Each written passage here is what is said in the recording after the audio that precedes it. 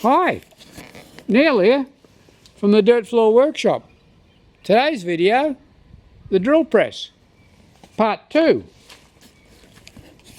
As you can see, I've cleaned it up a little bit and painted it, and didn't turn out too bad. I know there's a bit of rust pitting on it, and there's a few holes in the table here, but for 60 years old, perfectly serviceable as far as I'm concerned.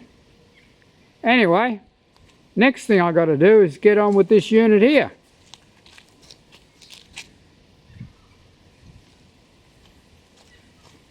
The only real problem I seem to be having is trying to work out what the original colour of this thing was.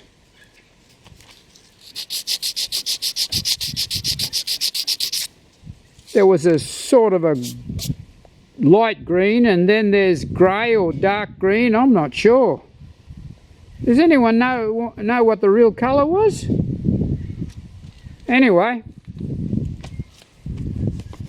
thanks for watching. Bye.